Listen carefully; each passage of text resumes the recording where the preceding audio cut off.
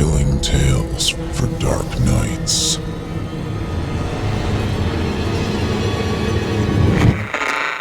Want to make sure you never miss a Chilling Tales for Dark Nights video again? Be sure to subscribe and hit that bell to turn on notifications. The following program is intended for mature audiences and may contain strong language, adult themes, and content of a violent and sexual nature which may not be appropriate for everyone.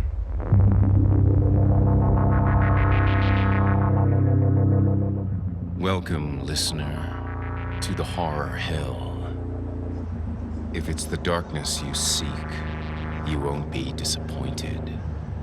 I'm your host, Jason Hill, and it's time for our appointment. In this place, there is no sun, and nightmares do come true. Here, instead of shadow falling, the shadows follow you. Consider getting comfortable before the air grows colder. Prepare yourself, if you dare. Come, inch a little closer. If darkness is what you're after, seek no more, your search is through. You haven't found the darkness, traveler. The darkness has found you.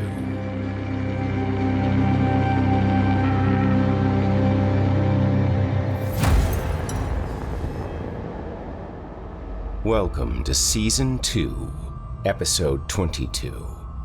I'm your host, Jason Hill, and I'm thrilled you could join me tonight. We have two stories for you this evening, from authors James Newman and Brian Hodge, about the lengths concerned citizens will go to clean up the streets.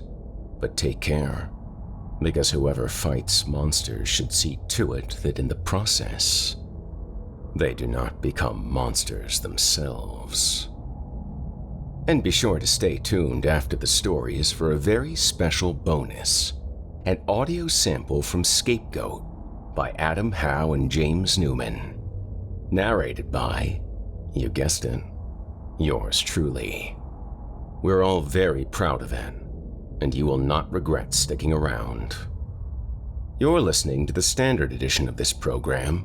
If you'd like to show your support and enjoy ad-free versions of this and all our other episodes, as well as hundreds of tales from our audio archives dating back to 2012, visit simplyscarypodcast.com and click Patrons in the upper menu to sign up today to get instant access from our friends at Chilling Tales for Dark Nights. Thank you for your support. Now, allow me to escort you to a place where the sun dies and nightmares come to life, where those who seek the darkness need look no further. Welcome, listener, to the Horror Hill. You haven't found the darkness. The darkness has found you. Our first story this evening concerns the quiet act of observation and the grisly games our minds play with what our eyes feed to it. Without further ado, from author James Newman, I give you Duty.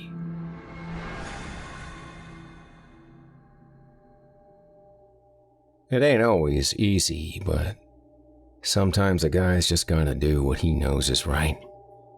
When you lie awake in the middle of the night, pondering the consequences of your actions, wondering if you're too small to make a difference anyway, you gotta remind yourself what's important in this world. We need to look out for each other.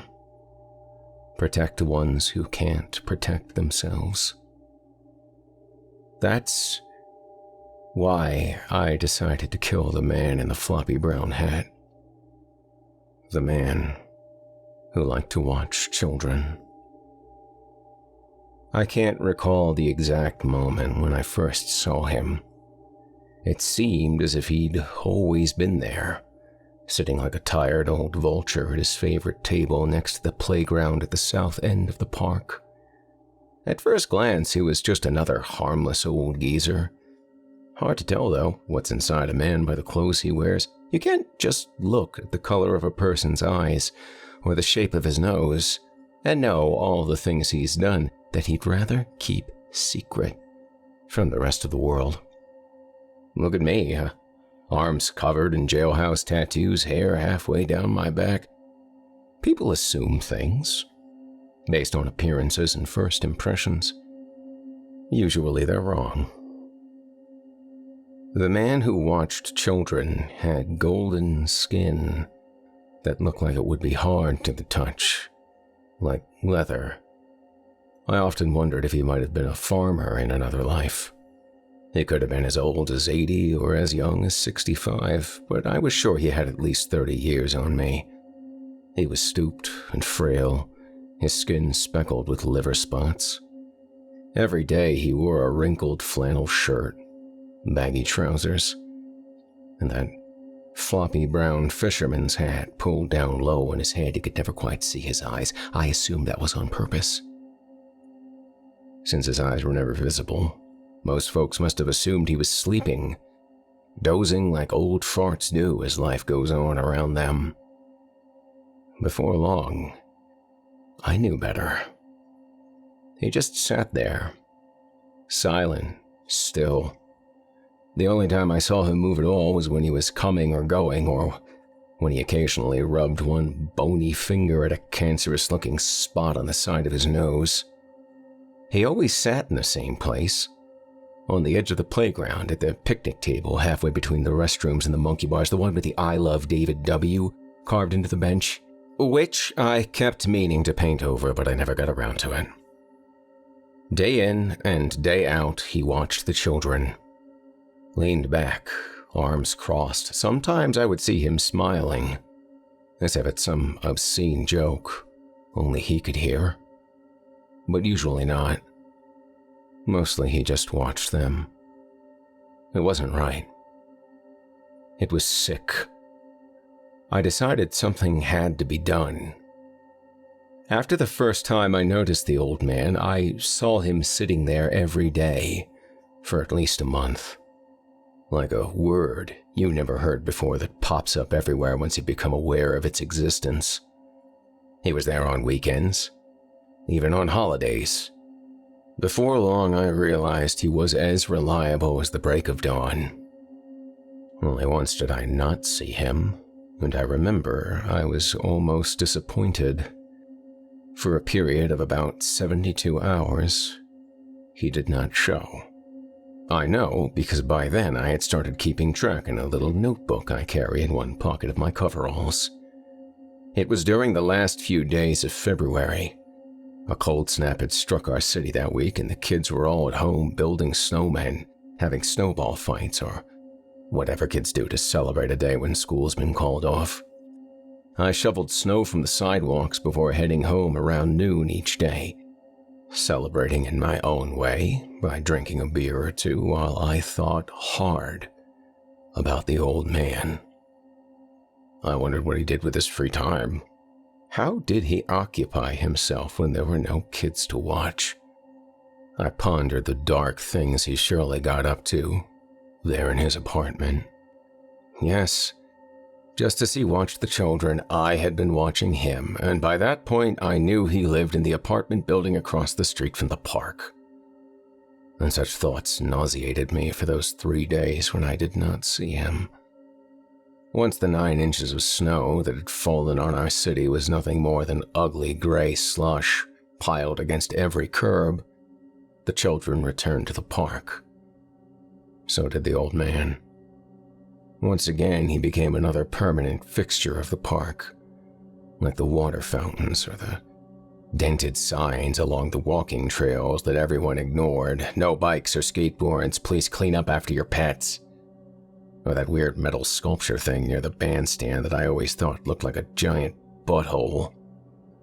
As always, I was the only one who noticed him, sitting with his floppy brown hat pulled low, his hands clasped in his lap. I knew what he was up to. He didn't fool me for a second. In prison, they would have called him Short Eyes. It would have lasted a week if he was lucky, before another inmate stuck a sharpened toothbrush handle into the bastard's heart. By now, you've hopefully figured out what the hell I was doing hanging around the playground every day. I wasn't like him. You can get that shit out of your head. I was there 6 days a week, 9 hours a day, because it was my job. For the past 3 years, I've been employed by the City Parks Department. I'm the guy you see walking around in the dark green coveralls, the one who empties the trash, mops the bathroom floors, scrapes the gum off the benches. Or maybe you don't see me. You're not supposed to, I guess. I like that just fine. I prefer to go through life unnoticed. It's easier that way.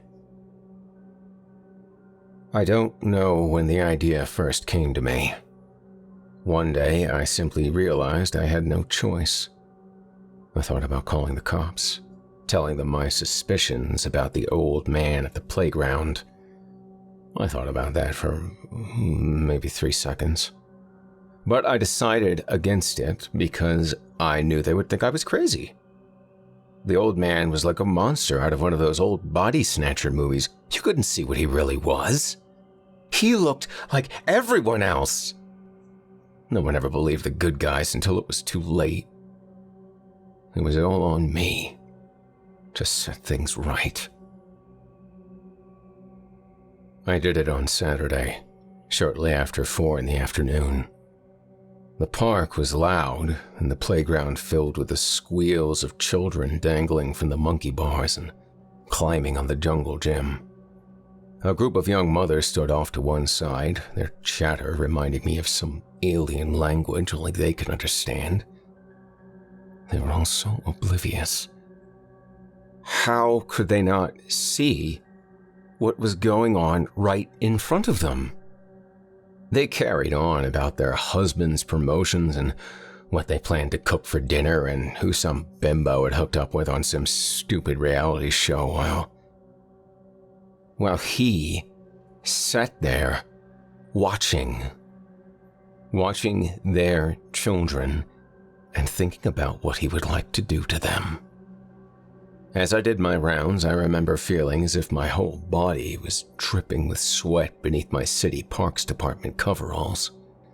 Normally, my nose scrunched up as I emptied the garbage cans, smelling the leftovers of people's unfinished lunches and the stench of soiled diapers. But this time I barely noticed it. I took my time doing my rounds, all the while keeping an eye on the old man.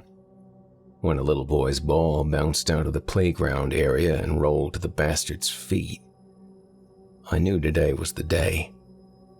He bent to retrieve the ball, and when he handed it back to the boy, I saw one long, claw-like finger stroke the back of the toddler's hand. It made me think of a spider scampering after an insect that had flown into its web. The old man said something to the little boy that I couldn't hear. The kid smiled uneasily at him before running back to his friends. I clenched my teeth so hard they squeaked in my skull. I could wait no longer. First things first, I had to get him alone. In the men's restroom, perhaps? No. I had never seen him go in there. For all I knew, the son of a bitch had a colostomy bag hidden inside his baggy pants, did his business there, without ever having to leave his perfect place beside the playground. I decided I would have to follow him back to his home. Yes, I would do it there. It was the only way the crime couldn't be traced back to me. I had to be careful. I wished I had worked it all out beforehand in my notebook. Too late to worry about that now. When he left, which was usually around the same time I finished my shift, I would do it. I continued with my work, and about an hour later something happened that I couldn't help thinking was a gift from God. How could it be anything other than a sign from the man upstairs? that I was doing the right thing. A group of fat black clouds appeared above the park. One moment the day was sunny and warm, and the next thunder rumbled overhead. The weatherman hadn't even called for rain that day. If I hadn't known it before, I knew now. I was meant to do this. A skinny, bald man ran past me toward the parking lot, pulled along by a panting golden retriever on a leash. A trio of spiky-haired teenagers rolled by on skateboards, the smell of cigarettes and marijuana trailing behind them.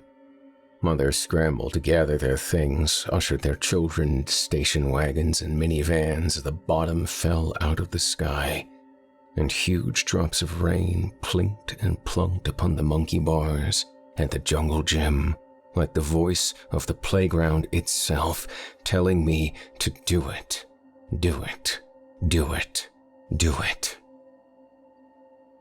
From my vantage point near the ladies' bathroom, I watched the old man get up to leave. His hat was already growing soggy in the downpour, but he didn't take it off. He never took it off.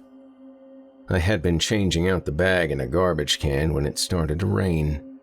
I left the full bag sitting on the ground, glanced around to make sure no one was watching, and quickly closed the distance between us. I was alone with him. The last 3 or 4 minivans exited the park as the rain fell harder. Only the man who liked to watch children straggled behind. I heard him cough once as he left the playground. He walked slowly, hunched over. I followed him across the street to an old apartment building. I never had a clue that I was behind him. I followed him up to the 2nd floor. He was stronger than he looked. He didn't even use the elevator. He stopped in front of a door at the end of the hall, fumbled for his keys. The door had a crooked brass number on it. 12. I wondered if that was his favorite age, or perhaps a cutoff point. I reached into my coveralls, pulled out my hunting knife, and stuck its point against his spine. He gasped. I warned him not to make another sound. We stepped into his apartment, and I closed the door behind us. "What do you want?" he said. "I don't have any money." "I don't want your money." His wrinkled hands trembled. I looked down at my own hands, noticed they were shaking too, maybe even worse than his. I took a deep breath, gripped the knife tighter. The old man's hat flopped low over his face, like a dead animal lying on top of his head, rainwater dripping from its brim onto the carpet. For the first time, I got a really good look at him. He stared at me with watery, blue eyes. His lower lip quivered, making me think of an earthworm shriveling up on a sidewalk after a summer storm. He looked a lot like my favorite uncle, who had died while I was in prison. For the briefest moments, I found myself wondering if I was doing the right thing. He looked so frail, just a terrified old man. I cursed beneath my breath and pushed all doubt from my mind. I forced myself to focus on the truth of what he was. He was a tumor infecting this world. He had to be cut out. The rain battered at a nearby window like the souls of dead children, begging to come inside. "What do you want from me?" he said. His breathing was heavy, ragged. I wondered if he might die of a heart attack right in front of me, saving me the trouble. "I don't have much. My social security checks are barely enough for—" "I already told you I don't want your money," I said. "This isn't about that." "Please, just tell me what you want." "You like to watch them, don't you? Freak." He blinked. His mouth hung open, showing his wet gray dentures. Something clicked in the back of his throat. He couldn't believe I was on to him, that he'd been found out. I said, "I won't let you hurt them." Thunder boomed. Lightning flickered through the window as if someone was snapping pictures of our awkward confrontation. The old man stared at the knife in my hand. I glanced around his apartment. It was small, sparsely furnished, the kind of home that instantly identified its owner as a man who had lived alone for many years. The place smelled like beef stew and cheap cologne. I tasted bile on the back of my throat. Thought I might throw up. There were pictures of children all over, a dozen of them at least, hanging crookedly on the walls, in dusty frames atop the TV, and on a corner table next to an old rotary phone. Twin boys in matching baseball uniforms, a freckle-faced tyke dressed like a snaggletooth Dracula, a little girl with Down syndrome, cuddling a puppy, a teenager in a ballerina outfit with a long braided ponytail, a red-faced infant in the arms of a plump young mother. They might have been his grandchildren. Perhaps some of them were his great-grandchildren. That did occur to me. But when I started stabbing him, I couldn't stop. I plunged the knife into his belly over and over until my arm grew sore and his midsection was reduced to a sticky mush, like jabbing a spoon again and again into a jar of strawberry jam. He died sooner than I expected. Before I realized the extent of what I had done, he was crumpled at my feet like an old doll with its stuffing ripped out.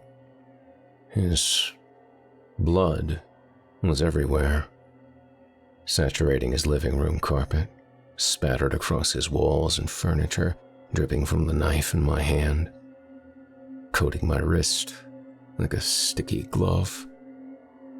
Eventually, my heartbeat slowed. My breathing returned to normal. I knew I had done the right thing. I would be lying if I told you I wasn't worried. I didn't want to go back to prison, but I had done a good job of cleaning up after myself.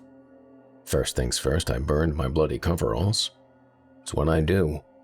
I clean up after people, day after day, so of course I know how to take care of my own mess. After a few months, the cops stopped looking for the old man's killer. Without any leads, their case went nowhere.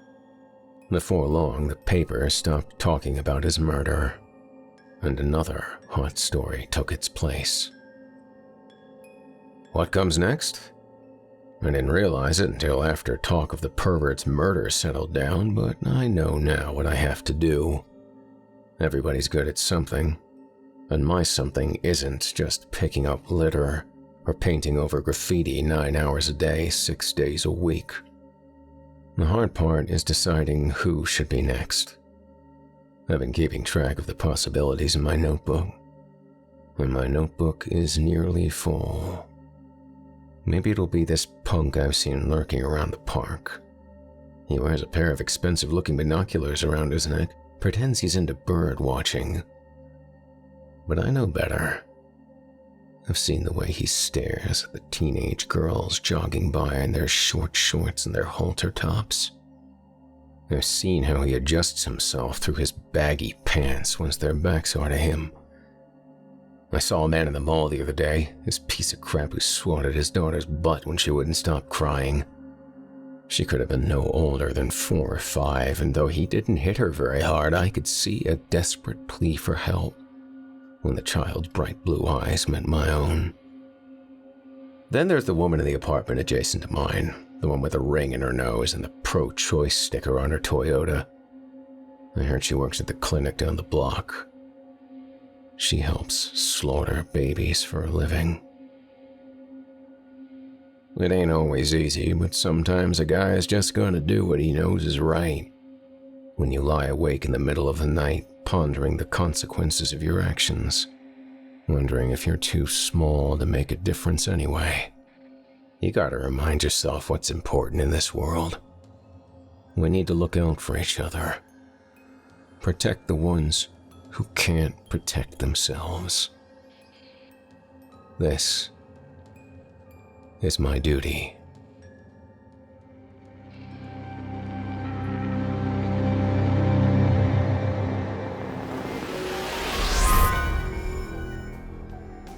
This episode of Horror Hill is proudly brought to you by Best Fiends. You like to play games? I bet you do. How about a puzzle game? How about a puzzle game that you can play anywhere, even without a Wi-Fi connection? How about a puzzle game that challenges your brain and forces you to use your critical thinking skills in a highly stimulating way? Well, I guess you came to the right place. Think of this as your come-to-daddy moment for mobile entertainment.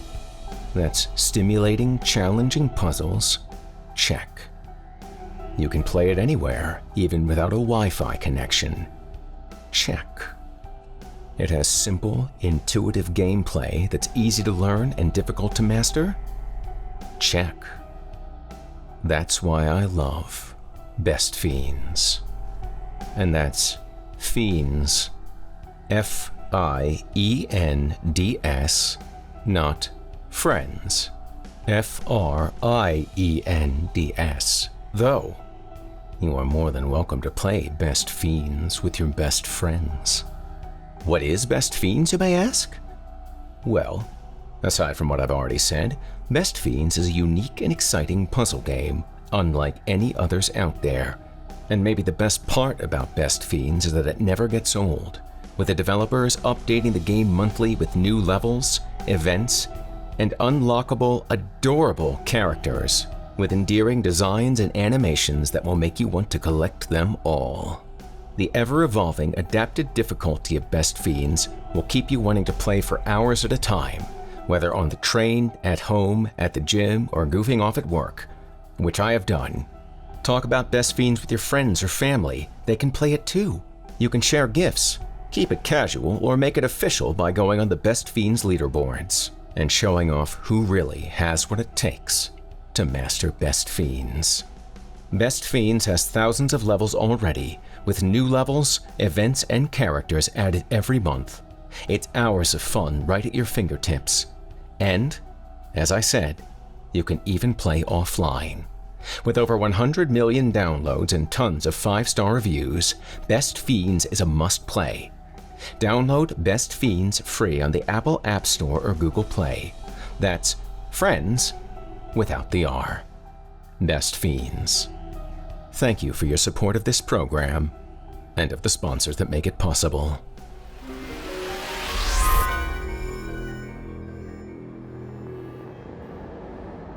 You've been listening to Duty by author James Newman. People watching is all fun and games, until it isn't.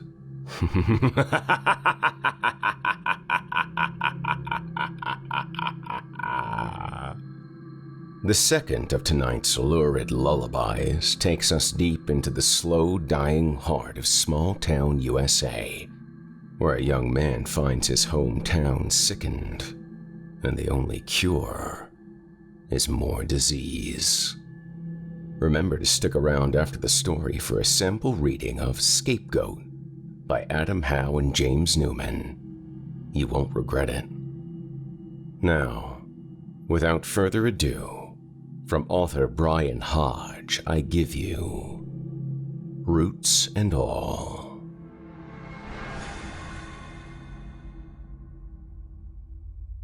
The way in was almost nothing like we remembered. Miles off the main road, and Gina and me with only one half-decent sense of direction between us. "Do you need us to draw you a map?" our parents had asked, hers and mine both, once at the funeral home, and again over the continental breakfast at the motel. No, we told them. Of course we remember how to get to Grandma's. Indignant, the way adults get when their parents treat them like 9-year-olds.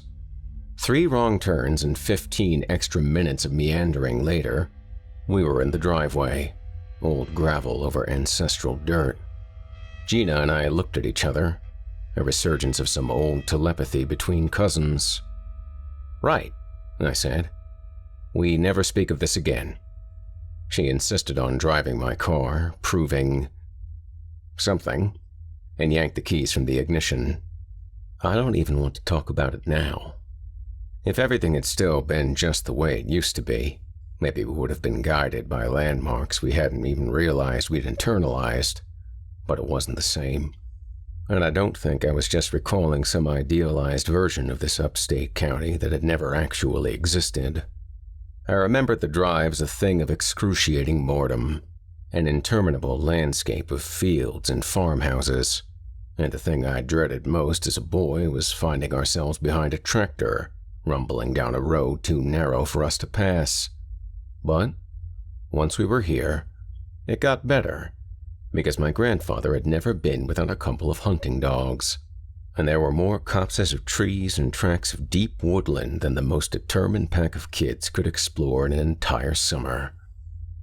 Now, though, the way here, I said, it wasn't always this dismal, was it? Gina shook her head. Definitely not. I was thinking of the trailers we'd passed, and the forests of junk that had grown up around them, and it seemed like there had been a time when, if someone had a vehicle that obviously didn't run, they kept it out of sight inside a barn until it did. They didn't just set it out, like a trophy. I was thinking, too, of riding in my grandfather's car, meeting another going the opposite direction, his and the other driver's hands going up at the same moment in a friendly wave. Ask him who it was, and as often as not he wouldn't know. They all waved just the same. Bygone days, apparently.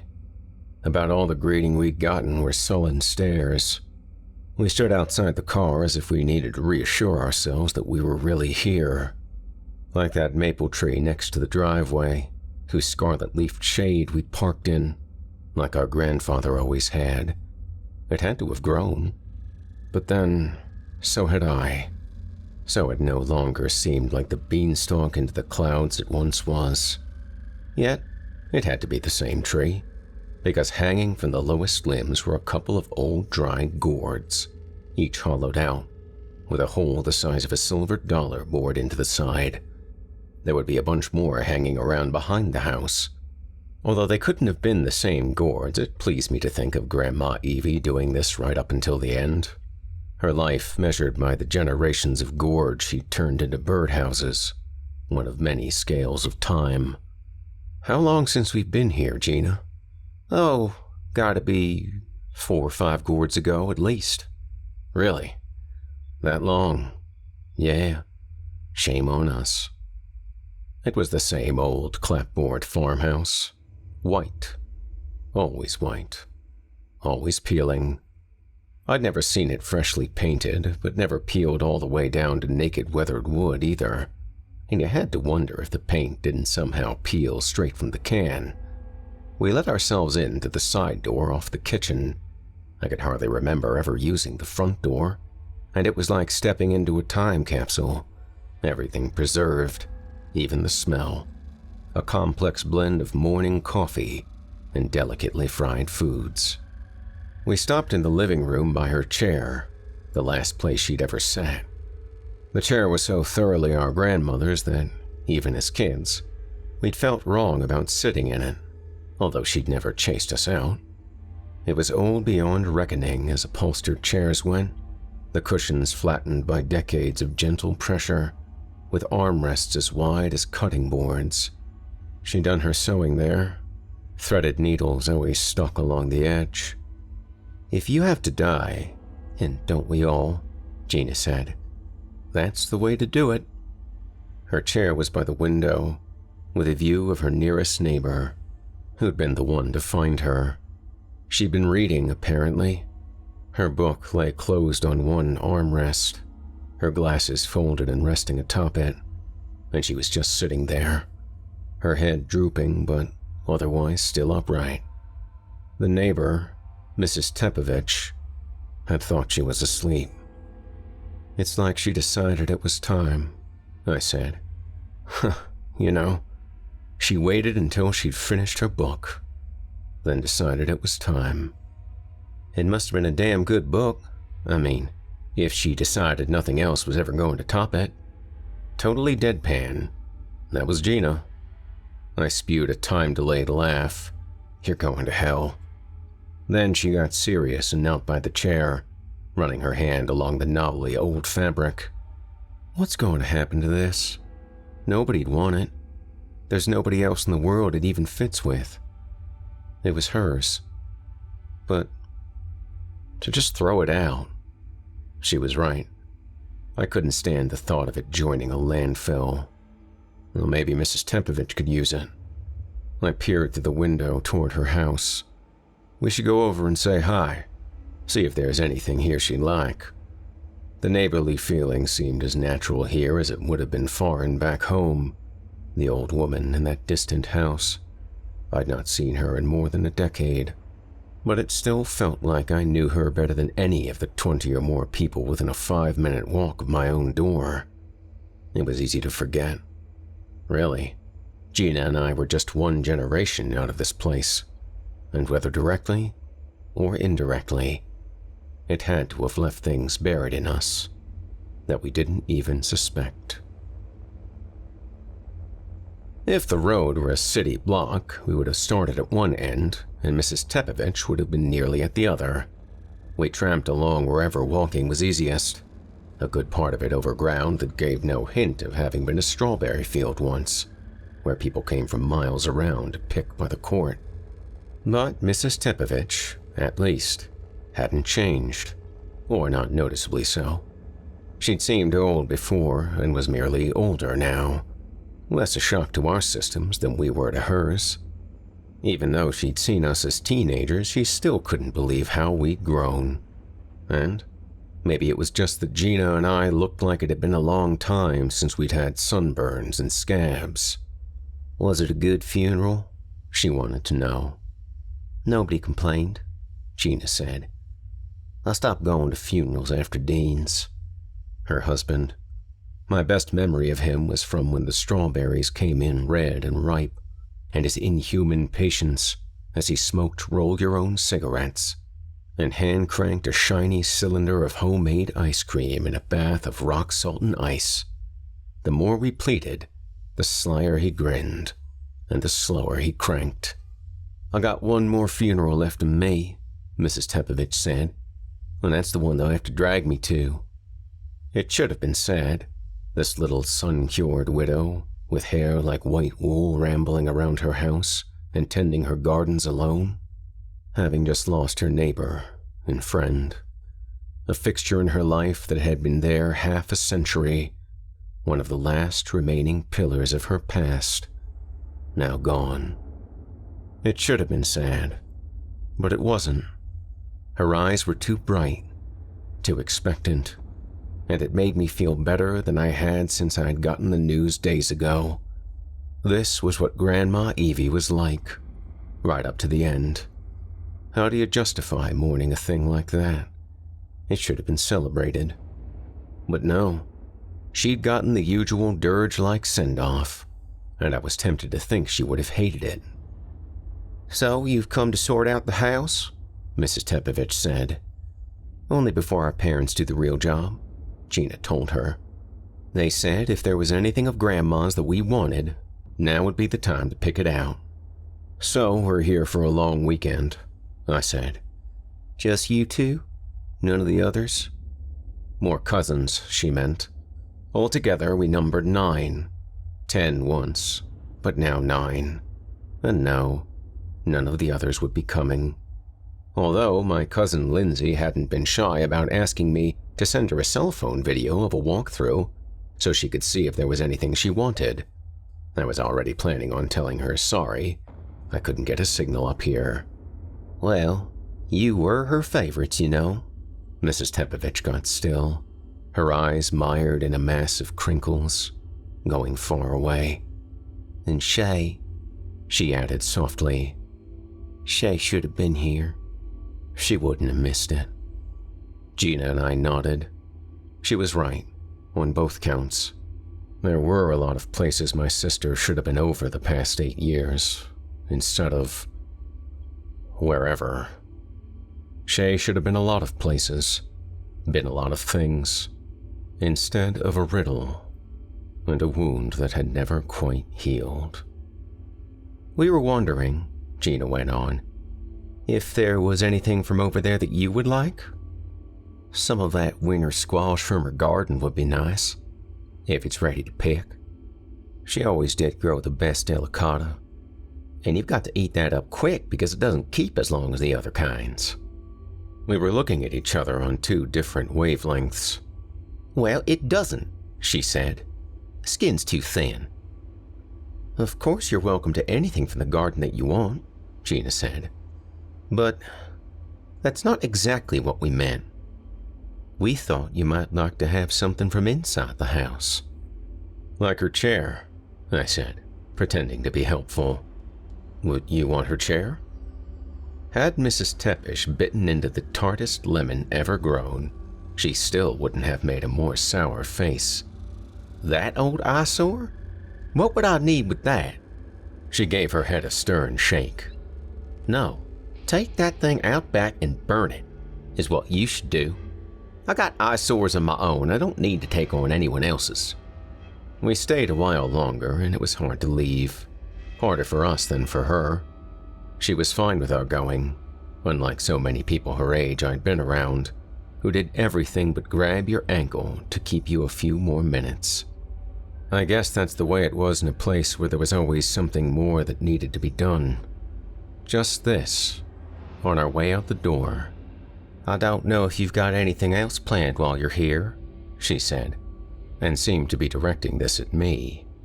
But don't you go poking your noses anywhere much off the roads. Those meth people have made such a dump of the place. I hear they do not mess around. Evening came on differently out here than it did at home, seeming to rise up from the ground and spill from the woods and overflow the ditches that ran alongside the road. I'd forgotten this. Forgotten, too, how night seemed to spread outward from the chicken coop and creep from behind the barn and pool in the hog wallow and gather inside the low, tin-roofed shack that had sheltered the pigs and, miraculously, was still standing after years of disuse. Night was always present here, it seemed. It just hid for a while, and then slipped its leash again. I never remembered when it hadn't felt better being next to somebody when night came on. We watched it from the porch, plates in our laps as we ate a supper thrown together from garden pickings and surviving leftovers from the fridge. When she got to it, finally, Gina started in gently. What Mrs. Topovich said about having anything else planned this weekend. Meaning, Shay. She couldn't have been talking about anything else. She wasn't on to something there, was she? That's not on your mind, is it, Dylan? I can't come up here and not have it on my mind, I said. But doing something? No. What's there to do that wouldn't be one kind of mistake or another? Not that it wasn't tempting, in concept. Find some reprobate and put the squeeze on, and if he didn't know anything, which he almost certainly wouldn't, then have him point to someone who might. Good, she said, then sat with it long enough to get angry. We'd never lost the anger, because it had never had a definite target. But if you did, you could handle yourself all right. It's what you do every day, isn't it? Yeah, with strength and numbers, and snipers in the towers when the cons are out in the yard. She looked across at me and smiled, this tight, sad smile. Childhood dimples replaced by curved lines. Her hair was as light as it used to get during summers, but helped by a bottle now, I suspected, and her face narrower, her cheeks thinner. When they were plump, Gina was the first girl I ever kissed, and that fumbling way of cousins ignorant of what comes next. There was no innocence in her look now, though, like she wished it were a more lawless world. Just this once. So I could put together a private army and come back up here and we'd sweep through from one side of the county to the other until we finally got to the bottom of it. Shay was one of the ones you see headlines about. If something about their disappearance catches the news editor's eyes. Missing girl last seen Monday night. Family of missing college student make tearful appeal. Like that. Until a search team gets lucky or some jogger's dog stands in a patch of weeds and won't stop barking. Except we'd never had even that much resolution. She was one of the ones who never turned up. The sweetest girl you could ever hope to meet. At 19, still visiting her grandmother, like a Red Riding Hood who trusted that all the wolves were gone. And this was all that was found. A single, bloodied scrap of a blouse, hanging from the brambles about half a mile from where our mother had grown up. The rest of her, I'd always feared was at the bottom of a mine shaft, or sunk waded into the muck of a pond, or in a grave so deep in the woods there was no chance of finding her now. I'd had 3 tours of duty to erode my confidence about any innate sense of decency in the human race. And if that weren't enough, signing on with the Department of Corrections had finished off the rest.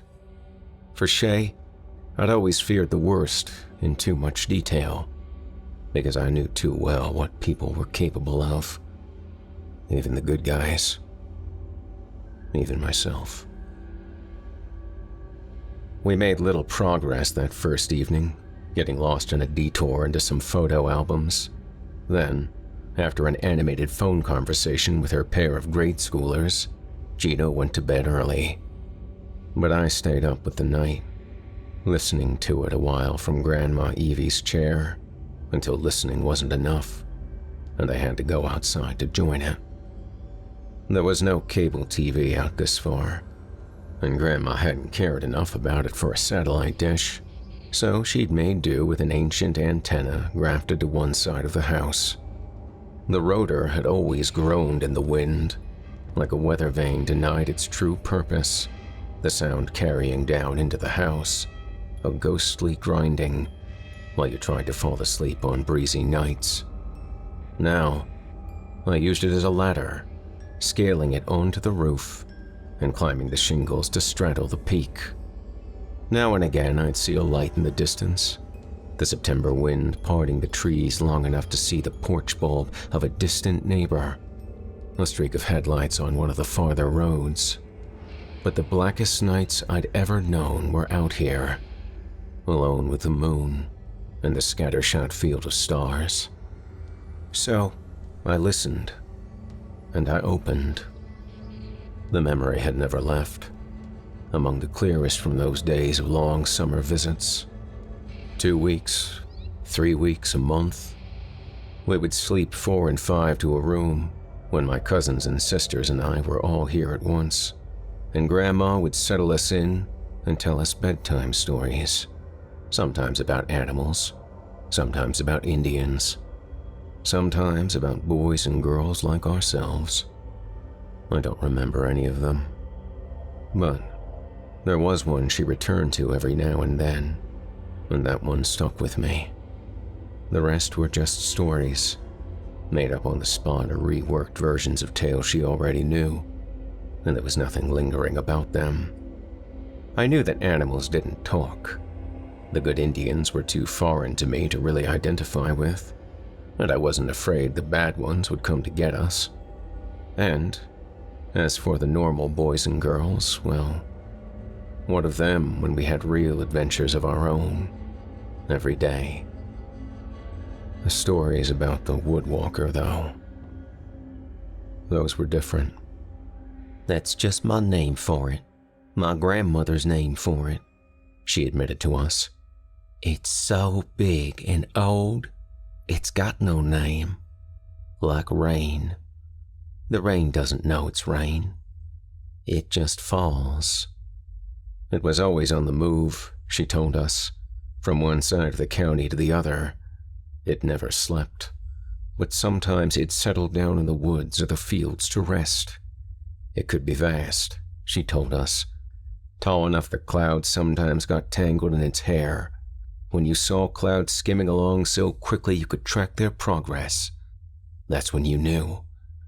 But it could be small too, small enough to curl inside an acorn if the acorn needed reminding of how to grow. You wouldn't see it even if you looked for it every day for 1,000 years, she promised us. But there were times you could see evidence of it passing by, like during a dry spell when the dust rose up from the fields. That was the woodwalker breathing it in, seeing if it was dry enough yet to send for some rain. And in the woods too, its true home, when the trees seemed to be swaying opposite the direction the wind was blowing. You couldn't see it, no, but you could feel it, down deep, rushing the edges of your soul. Hardly ever during the day, not because it wasn't there, but because if you were the right sort of person, you were too busy while the sun was up, too busy working or learning or visiting, or too busy playing and wilding and having fun. But at night, though, that was different. Nights were when a body slowed down. Nights were for noticing the rest. "What's the woodwalker do?" we'd ask. "What's it for?" "It loves most of what grows and hates waste. And I guess you could say it pays us back," she'd tell us. "And make sure we don't get forgetful and too full of ourselves." "What happens then if you do?" Somebody always wanted to know that. "Awful things," she'd say. "Awful, awful things." Which wasn't enough, because we begged to know more, but she'd say we were too young to hear about them, and promised to tell us when we were older. But she never did. "You're just talking about God, right?" one of my cousins said once. "Aren't you?" But Grandma never answered that either, at least not in any way we would have understood at the time. I still remember the look, though. Not quite a no, definitely not a yes, and the wisdom to know that we'd either understand on our own someday, or never have to. "I saw the woodwalker once," Shay piped up, quiet and awestruck. "One weekend last fall, he was looking at 2 dead deer." None of us believed her, because we believed in hunters a lot more than we believed in anything called the woodwalker. But, little as she was, Shay wouldn't back down. Hunters, she argued, didn't stand deer on their feet again and send them on their way. I'd never forget that. And so, as the night blustered on the wings of bats and barred owls, I listened and watched and took another tiny step toward believing. "Anytime," I whispered to whatever might speak up or show itself. "Anytime." The milk had gone bad and the bacon with it, and we needed a few other things to get us through the weekend, so the next morning I volunteered to make the run back to the store near the turnoff on the main road. I decided to take the long way, setting off in the opposite direction, because it had been years and I wanted to see more of the county, and even if I made more wrong turns than right, there were worse things than getting lost on a September Saturday morning. Mile after mile, I drove past many worse things. You can't remember such a place from before it got this way. Can't remember the people who'd proudly called it home, without wondering what they would think of it now. Would they have let their homes fall to ruin with such helpless apathy? Would they have sat back and watched the fields fill with weeds? Would they have ridden 2 wheels, 3 wheels, 4, until they had ripped the low hills full of gouges and scars? Not the people I remembered. It made me feel old, not in the body but in the heart. Old in a way you always say you never want to be. It was the kind of old that in a city yells at kids to get off the lawn. But here, it went past annoyance and plunged into disdain. Here they'd done real harm. They trampled on memories and tradition, souring so much of what I decided had been good about the place. And one of them, I could never forget, had snatched my sister from the face of the earth. Who were the people who lived here now? I wondered. They couldn't all have come from somewhere else. Most, I imagined, had been raised here and never left, which made their neglect even more egregious. But the worst of it was in the west of the county, where the coal once was. The underground mines had been tapped out when we were children, and while that's when I'd first heard of the term strip mining, I hadn't known what it meant, either as a process or its consequences. It was plain enough now, though. All the near-surface coal gone too, and silent wastelands left in its wake. Horizon-wide lacerations of barren land, pocked with mounds of topsoil, the ground still so acidic that nothing wanted to grow there, no matter how urgently the woodwalker might remind the seeds what to do. It was the wrong frame of mind to have gotten in before circling back to the store. I left my sunglasses on inside, the same way I'd wear them on cloudy days while watching the inmates in the yard, and for the same reasons too, as armor, something to protect us both. Because there was no good to come from locking eyes, from letting some people see what you think of their choices and what they'd thrown away. The place was crowded with Saturday morning shoppers, and there was no missing the sickness here. Those meth people that had made such a dump of the place. Here they don't mess around, Mrs. Tepovich had said. And for that matter, neither did the meth. I knew the look. Some of the inmates still had it when they transferred from local lockups to hard time. And while it wasn't on every face in the market, it was on more than enough to make me fear it was only going to get worse here. A body half covered with leprosy doesn't have a lot of hope for the rest of it. The worst of them had been obviously using for years, their faces scabbed and their bones filed sharp. With teeth like crumbling gravel, they looked like they'd been sipping tonics of sulfuric acid, and it was eating through from the inside. The rest of them, as jumpy and watchful as rats, would get there. All they needed to know about tomorrow was written in the skins of their neighbors. It had an unexpected leveling effect. From what I remembered of when we visited as children, the men nearly always died first here, often by a wide margin.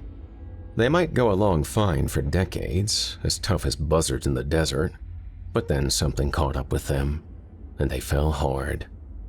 They'd gone into the mines and come out with black spots on their lungs, where they'd broken their backs slowly, one sunrise to sunset day at a time, or had stubbornly ignored some small symptom for 10 years too many. The women, though, cured like leather and carried on without them. It was something you could count on. No longer. The race to the grave looked like anybody's to win.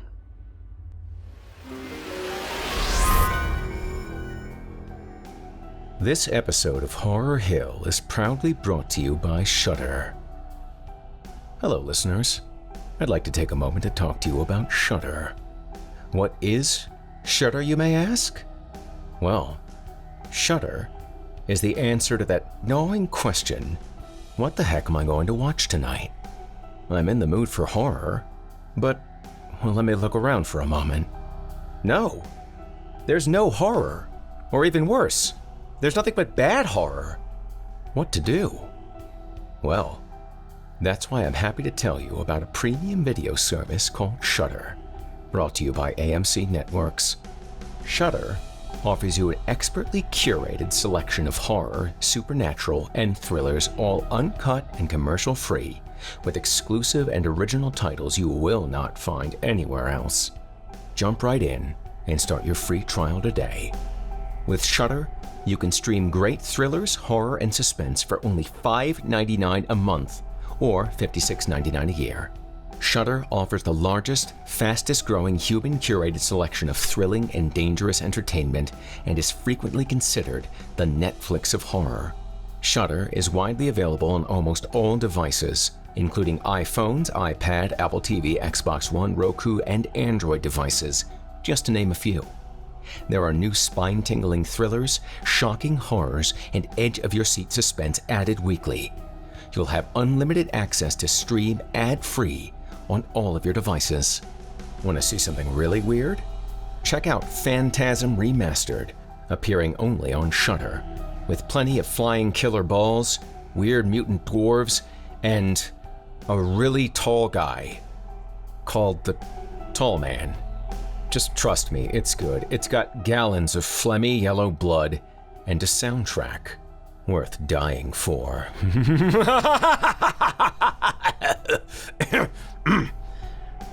I'm actually a really huge fan of the Phantasm series, so definitely check it out.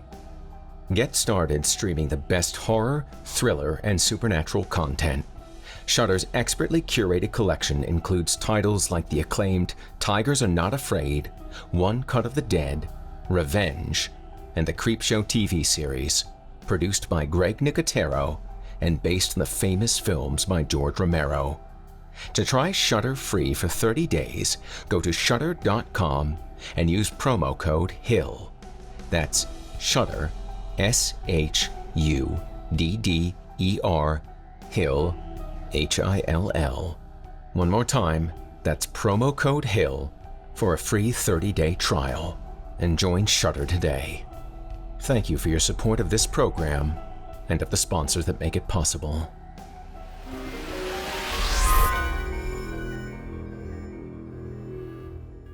When I got back to the house, I discovered we had a visitor. A surprise since there was no car in the drive. As I came in through the kitchen, Gina, over his shoulder, gave me a "where were you all this time" look that she could have stolen from my ex. They were sitting at the kitchen table with empty coffee mugs, and Gina looked like the statute of limitations on her patience had expired 20 minutes earlier. I couldn't place him, but whoever he was, he probably hadn't had the same fierce black beard, lantern jaw, and giant belly when we were kids. "You remember Ray Sinclair?" she said, then jabbed her finger at the door, and it came back in a rush. Mrs. Tepovich's great-nephew. He used to come over and play with us on those rare days that weren't already taken up with chores, and he'd been a good guide through the woods.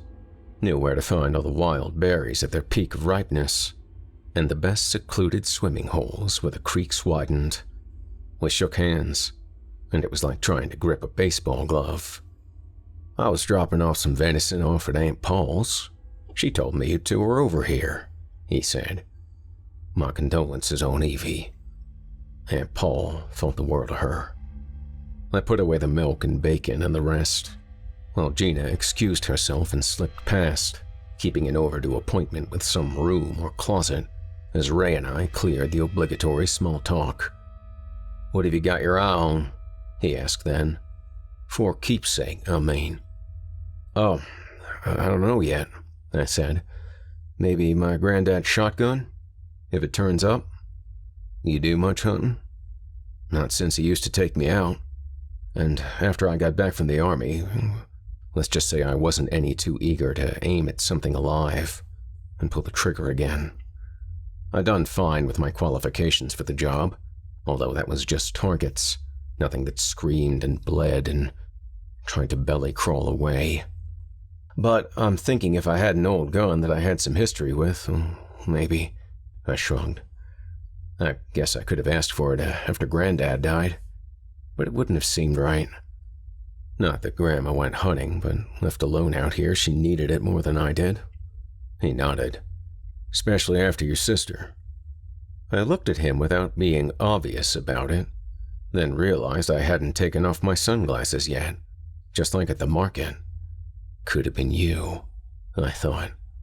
No reason to think so, but when a killing is never solved, a body never found, it can't not cross your mind when you look at some people, the ones with proximity and access and history, the ones you really don't know anything about anymore. If Ray had known where to find berries, he'd know where to bury a girl. Especially then, I said. Did I say something wrong? He asked. My apologies if I did. He sounded sincere, but I'd been hearing sincere for years. No, boss, I don't know who hid that shank in my bunk. Not me, boss. I didn't have nothing to do with that bag of pruno. They were all sincere down to the rot at their core. The other COs had warned me early on. There'll come a time when you look at everybody like they're guilty of something. I'd refused to believe this. No, I know how to leave work at work. Now, it was me telling the new COs the same thing. I took off the shades. You didn't say anything wrong. A thing like that. You never really get over it.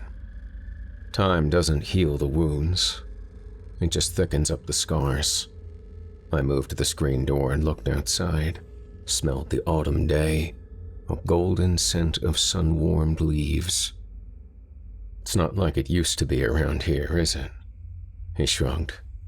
Where is? I had him follow me outside and turned my face to the sun, shutting my eyes and just listening, thinking that it, at least, sounded the way it had. That expansive, quiet sound of birds and wide open spaces. When I was at the market, I would have needed at least 2 hands to count the people I'd be willing to bet will be dead in 5 years, I said. How'd this get started? Ray eyed me hard. I knew it even with my eyes closed. I'd felt it as sure as if he'd poked me with 2 fingers. When I opened my eyes, he looked exactly like I knew he would. You're some kind of narc now, aren't you, Dylan? He said. Corrections officer. I don't put anybody in prison, I just try to keep the peace once they're there. He stuffed his hands in his pockets and rocked back and forth, his gaze on far distances. Well, the way anything starts, I guess. Little at a time. It's a space issue mostly. Space, privacy. Got plenty of both here. And time. Got plenty of that too. His great-uncle hadn't, not to my recollection. Mr. Tepovich had always had just enough time, barely, to do what needed doing, the same as my grandfather. I wondered where all that time had come from. How many meth labs are there around here, I wonder? I said. I couldn't tell you anything. All I know is what I hear, and I don't hear much. Can't help you, boss. I don't know nothing about that. But if you were to get lucky and ask the right person, Ray went on, I expect he might tell you something like it was the only thing he was ever good at, the only thing that ever worked out for him. The trees murmured, and the leaves whisked against the birdhouse gourds. He might even take the position that it's a blessed endeavor. I hadn't expected this. Blessed. By who? His hesitation here, his uncertainty, looked like the first genuine expression since we'd started down this path. Powers that be, I guess. Not government. Not those kinds of powers. Something higher. He tipped his head back, jammed his big jaw and bristly beard forward, scowling at the sky. Say there's a place in the woods, deep, where nobody's likely to go by accident. Not big, but not well hid either. Now, say there's a team from the sheriff's department taking themselves a hike, 15, 20 feet away, and they don't see it. Now, say the same thing happens with a group of fellas got on jackets that say DEA. They all just walk on by, like nothing's there. He was after something, but I wasn't sure what. Maybe Ray didn't know either. They say if you stick around a prison long enough, you'll see some strange things that are almost impossible to explain. And if I hadn't, I'd heard some stories. Maybe Ray had heard that as well, and was looking for... what? Someone who understood? I don't know what else you'd call that, he said, other than blessed. For a man who doesn't hear much, you have some surprising insights. His gaze returned to earth, and the mask went back on. Maybe I keep my ear to the ground a little more than I'll let on. He began to sidle away toward his aunts. You take care, Dylan. Again, I'm sorry about Evie. Hey, Ray. Silly question, but I said. Your Aunt Polly, your own grandma, your mom, anybody. When you were a kid, did any of them ever tell you stories about something called the Woodwalker? He shook his head. Nope. Seen my fair share of woodpeckers, though. He got a few more steps away before he stopped again, something seeming to rise up that he hadn't thought of in 20 years. Now that you mention it, I remember one from Aunt Paul about what she called old hickory bones. Didn't make a lot of sense. Tall as the clouds, small as a nut. That sort of nonsense. You know old women and their stories. Right. He looked like he was piecing together memories from fragments. Part that scared us most, she'd swear up and down it was true, from when she was a girl. That there was this crew of moonshiners got liquored up on their own supply and let the still fire get out of hand. Burned a few acres of woods and some crops, a couple of homes with it.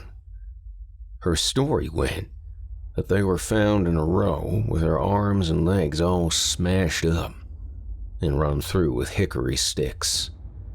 Like scarecrows, kinda. And that's how old Hickory Bones got his name. I always thought she just meant to scare us into making sure we didn't forget about our chores. That would do it for me, I said. He laughed. Those cows didn't have to wait on me for very many morning milkings. I'll tell you what. He turned serious, one big hand scrubbing at his beard. Why do you come to ask about a thing like that? I gestured at the house. You know how it is going through a place this way? Everything you turn over, there's another memory crawling out from underneath it. Later, I kept going back to what I'd said when Gina and I had first walked in and looked at Grandma's chair, that it seemed like she'd finished her book and set it aside and peacefully resolved it was a good day to die. It's the kind of invention that gives you comfort. But maybe she really had. She kept up on us, her children and grandchildren, even though we were scattered far and wide. She knew I had a vacation coming up, knew that it overlapped with Gina's, and we were her favorites. Even Mrs. Tempovich knew that.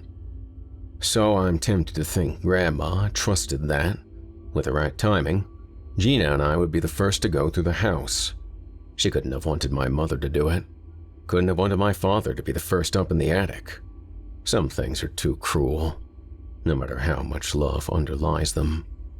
Maybe she thought we would be more likely to understand and accept, because we were her favorites. And even though my mother had grown up here, and my aunts and uncles too, they were so much longer out of the woods than we, her grandchildren, were. It broke the agreeable calm of Saturday afternoon, Gina and I in different parts of the house. I was in the pantry looking through last season's preserves and had discovered an ancient mason jar full of coins when a warbling cry drifted down. I thought she'd come across a dead raccoon, a nest of dried-out squirrels, the kind of things that sometimes turn up in country attics. But when Gina came and got me, her face was pale, and her voice had been reduced to such a small thing, I could barely hear it. Shay, she was saying, or trying to. Shay. Over and over, with effort and an unfocused look in her eyes. "Shay." I didn't believe her while climbing the folding attic ladder. Still didn't while crossing the rough, creaking boards, hunched beneath the slope of the roof in the gloom and cobwebs and a smell like a century of dust. But after 5 or 20 minutes on my knees, I believed all right, even if nothing made sense anymore. There was light, a little, coming through a few small triangular windows at the peaks, and there was air, slatted vents at either end allowing some circulation. And there was my sister's body, on a cot between a battered steamer trunk and a stack of cardboard boxes, covered by a sheet that had been drawn down as far as her chest. The sheet wasn't dusty or discolored. It was clean, white, recently laundered. 8 years of washing her dead granddaughter's sheets. My head had trouble grasping that, and my heart just wanted to stop. Gradually it dawned on me. With Shay 8 years dead, we shouldn't have been able to recognize her. At best, she would have mummified in the dry heat, shriveled into a husk. At worst, all that was left would be scraps and bones and the strawberry blonde silk of her hair. Instead, the most I could say was that she looked very, very thin. And when I touched her cheek, her skin was smooth and stiff, but pliable, like freshly worked clay. I touched her cheek and almost expected her eyes to open. She'd been 19 then. Was 19 now. She'd spent the last 8 years being 19. 19 and dead. Only not decayed. She lay on a blanket in a bed of herbs. They were beneath her, alongside her. Sprigs and bundles had been stuffed inside the strips of another sheet that had been loosely wound around her like a shroud. The scent of them, a pungent and spicy smell of fields and trees, settled in my nose. "Do you think Grandma did this?" Gina was behind me, pressing close. "Not this, that's obvious, but killed her, I mean? Not on purpose, but by accident. And she just couldn't face the rest of us?" Right now, I don't know what to think. I shoved some junk out of the way to let more light at her. Her skin was white as a china plate, and dull, without the luster of life. Her far cheek and jaw were traced with a few pale bluish lines, like scratches that had never healed. Gently, as if it were still possible to hurt her, I turned her head from side to side, feeling her neck, the back of her skull. There were no obvious wounds, although while the skin of her neck was white as well, it was a more mottled white. "Do me a favor," I said. Check the rest of her." Gina's eyes popped. "Me? Why me? You're the hard-ass prison guard." It was then I knew everything was real, because when tragedy is real, silly things cross your mind at the wrong times. "Correction officer," I wanted to tell her. We don't like the G word. "She's my sister. She's still a teenager," I said instead. I shouldn't be. She wouldn't want me to." Gina moved in, and I moved aside and turned my back, listening to the rustle of cotton sheets and the crackle of dried herbs. My gaze roved and I spotted mousetraps. One set, one sprung, and if there were two, there were probably others. Grandma had done this too, set traps to keep the field mice away from her. "She's... Gina's voice was shaky. "Her back, her bottom, backs of her legs, it's all purple-black. That's where the blood pooled. That's normal. At least it didn't seem like she bled to death. It's the only normal thing about this. What am I looking for, Dylan? Injuries, wounds. Is it obvious how she was hurt? There's a pretty deep gash across her hip bone, and her legs are all scratched up, and her belly, there are these lines across it like, I don't know, rope burns maybe? Everything in me tightened. Was she assaulted? Her privates. They look okay to me. All right, cover her up decent again. I inspected Shay's hands and fingertips. A few of her nails were ragged with traces of dirt. Her toenails were mismatched, clean on one foot, the other with the same rims of dirt, as if she'd lost a shoe somewhere between life and death. Grandma had cleaned her up, that was plain to see, but hadn't scraped too deeply with the tip of the nail file. Maybe it just came down to how well she could see. I returned to Shay's neck, the modeling there. Connect the dots and you could call it lines. If her skin weren't so ashen, it might look worse, ringed with livid bruises. If I had to guess, I'd say she was strangled, I told Gina. And maybe not just her throat, but around the middle too. Someone treating her like a python treats prey, wrapping and squeezing until it can't breathe. We tucked her in again and covered her the rest of the way to keep off the dust and let her return to her long, strange sleep. What do you want to do? Gina said, and when I didn't answer, the kindest thing we could do is bury her ourselves.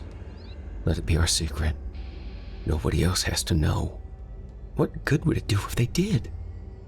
For the first minute or two, that sounded good, until it didn't. You don't think Grandma knew that too? It's not that she couldn't have. If she was strong enough to work the soil in her garden and to get Shay up the ladder, then she was strong enough to dig a grave.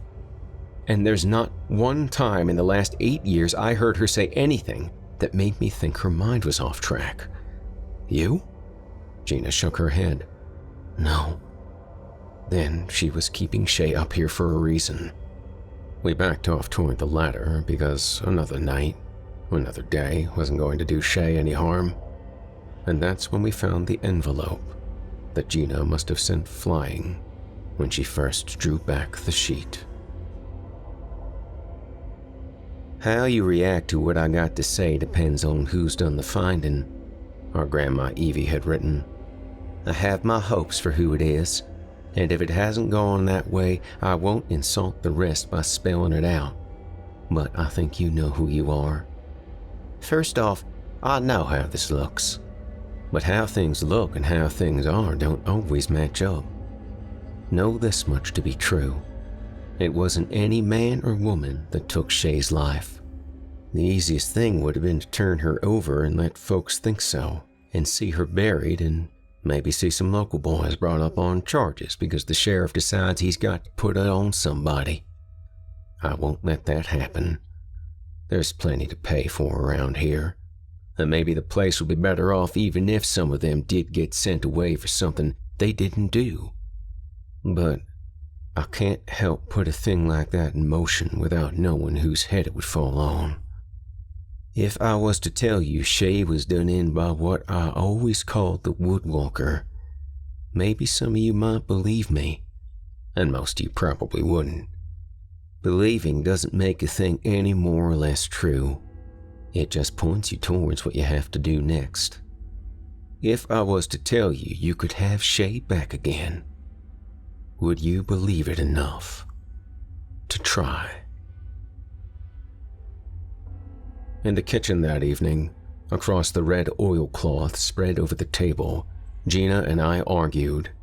We argued for a long time. It comes naturally to brothers and sisters, but cousins can be pretty good at it too. We argued over what was true. We argued over what couldn't possibly be real. We weren't arguing with each other so much as with ourselves, and what fate had shoved into our faces. Mostly, though, we argued over how far is too far, when it's for family. Living with this has been no easy task. What happened to Shay was not a just thing. Folks here once knew that whatever we called it, there really is something alive in the woods and fields, as old as time and only halfway to civilized, even if few were ever lucky or cursed enough to see it. We always trusted that if we did right by it, it would do right by us. But poor Shay paid for other folks' wrongs. She meant well, I know. It's no secret there's a plague here, and it's run through one side of this county to the other. So when Shay found a trailer in the woods where they cook up that poison, nothing would do but that she'd draw a map and report it.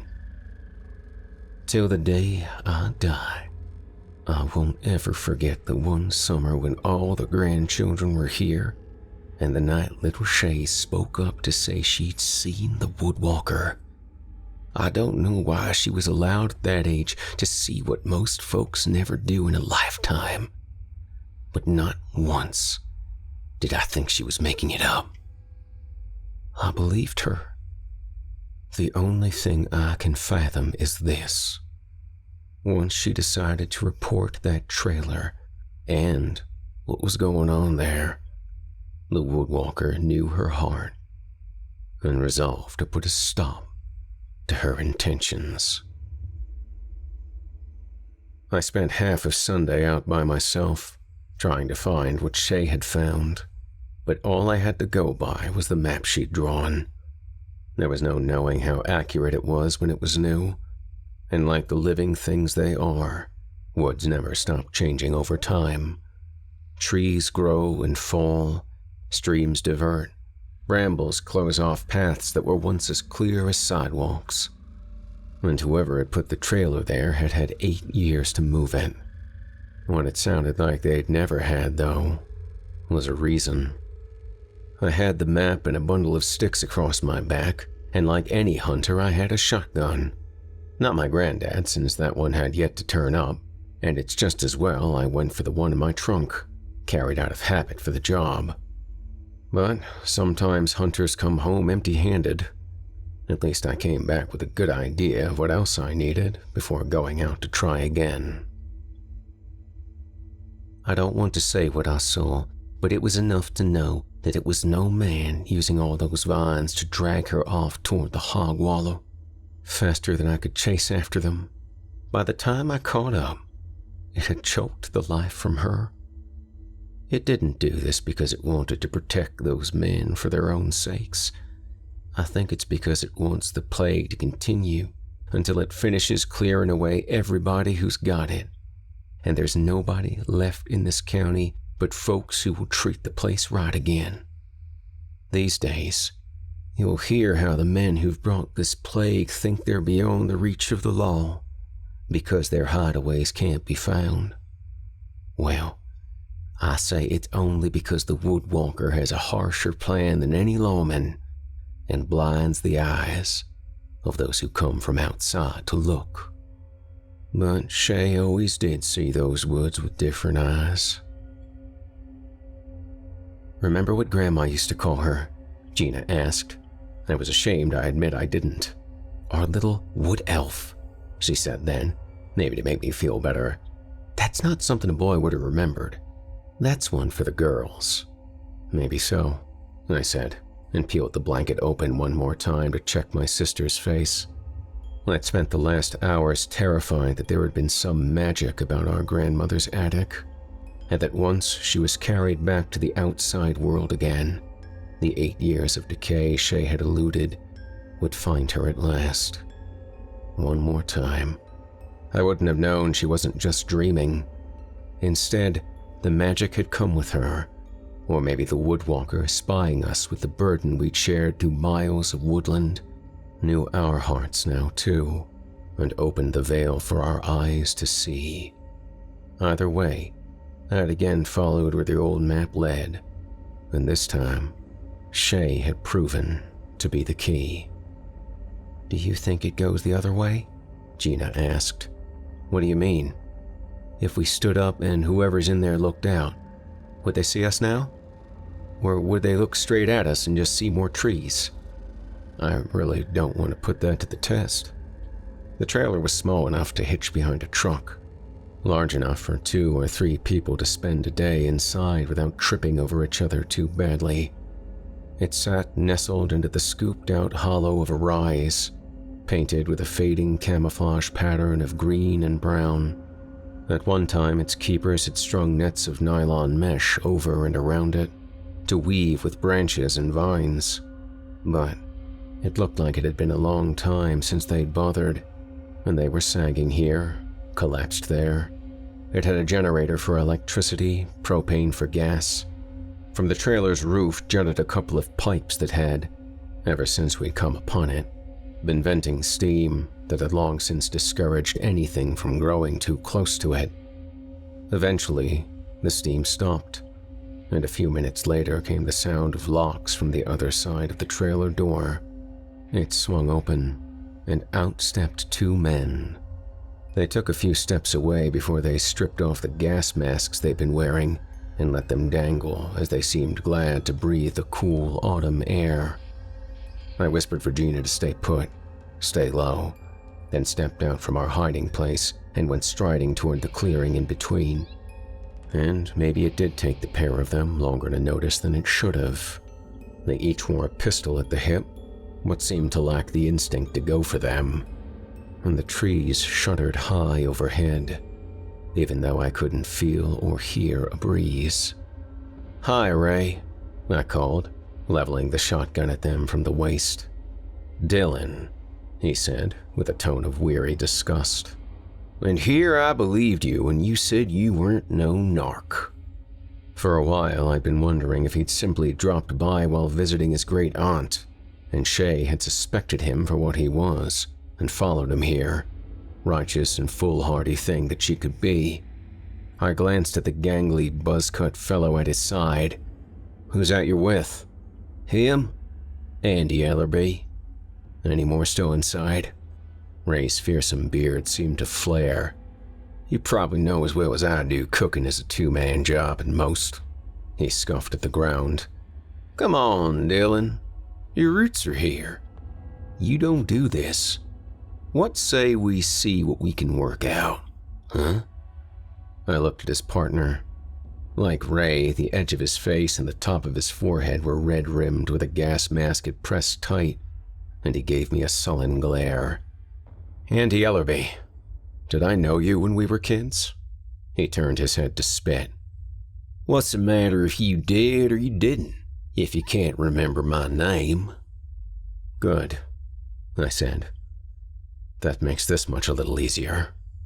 I snapped the riot gun to my shoulder and found that, when something mattered this much, I could again aim at something alive and pull the trigger.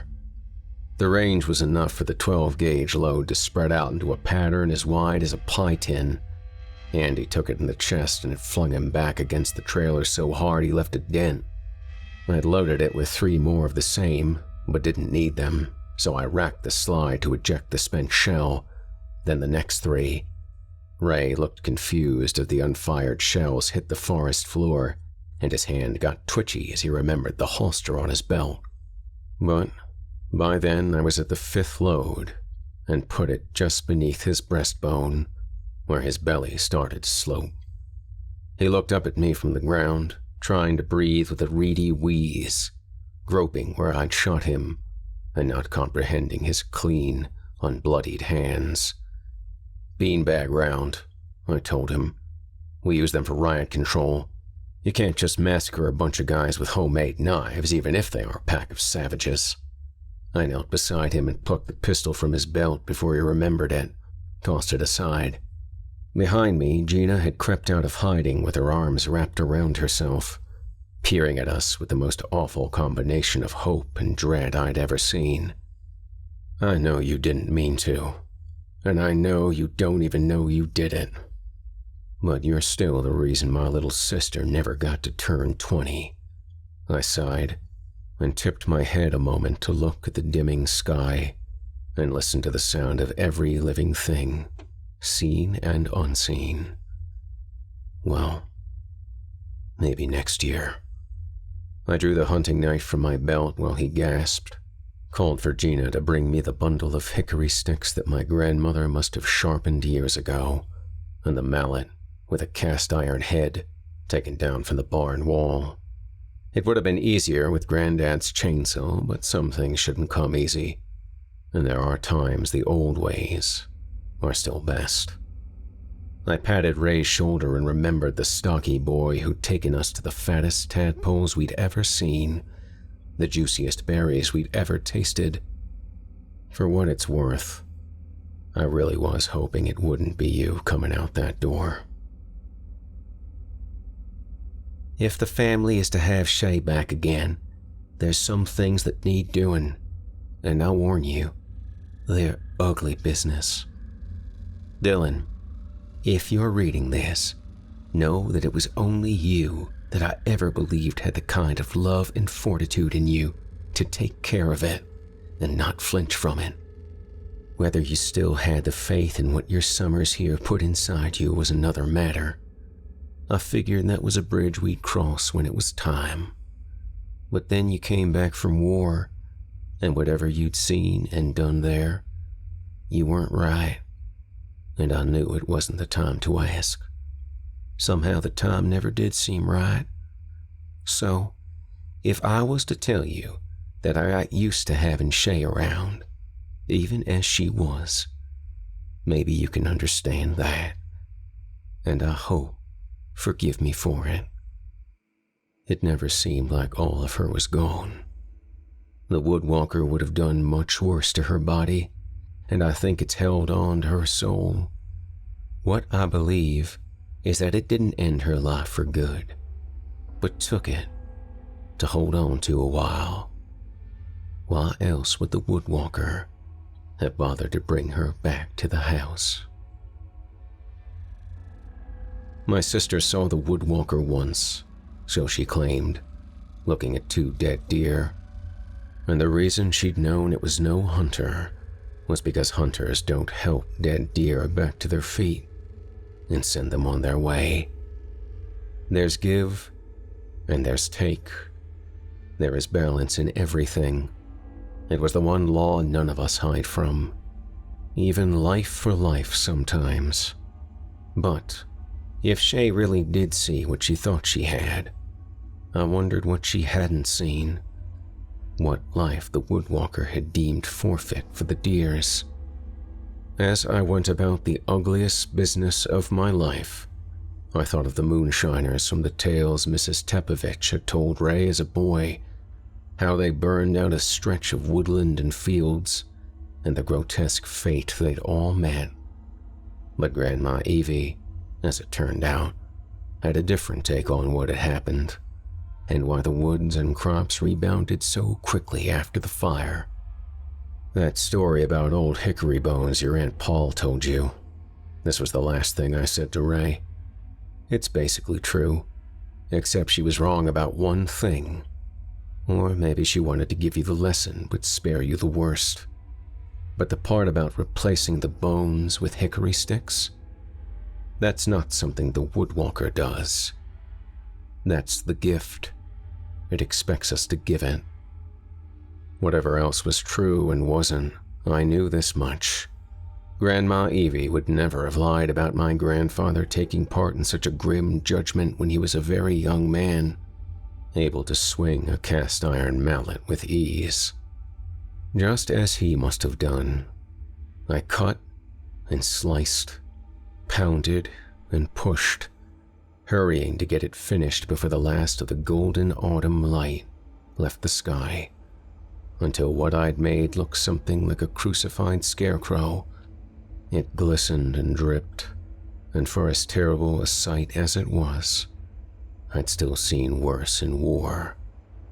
When I stood back to take it in, wrapped in the enormous roar of woodland silence, I realized that my grandmother's faith in me to do such a thing wasn't entirely a compliment. Gina hadn't watched, hadn't even been able to listen, so she'd spent the time singing to Shay, any song she could think of, as she prepared my sister's body. She curled her among the roots of a great oak, resting on a bed of leaves and draped with a blanket of creepers and vines. How much was instruction and how much was instinct grew blurred, but it seemed right. She shivered beneath Shay's real blanket after she was done, and after I'd cleaned myself up a little inside the trailer, I held her a while as she cried for any of 100 good reasons. Then I built a fire, and we waited. You let yourself hope, but explain things away. No telling why that pile of leaves rustled, why that vine seemed to twitch. Anything could have done it. Flames flickered and shadows danced, while something watched us in the night. Something tall enough to tangle clouds in its hair, small enough to hide in an acorn, and the forest ebbed and flowed with the magnitude of its slow, contemplative breath. A hand first, or maybe it was a foot. Something moved, too deliberate, too human to explain away as anything else. 8 years since I'd heard her voice, but I recognized it instantly in the cough that came from beneath the shadows and vines. Gina and I dug and we pulled and scraped away leaves, and in the tangled heart of it all, there was life, and now only one reason to cry. Shay coughed a long time, scrambling in a panic across the forest floor, her limbs too weak to stand, her voice too weak to scream. And I wondered if she was back at that moment 8 years gone, reliving what it was like to die. We held her until I hoped she thought it was just another dream.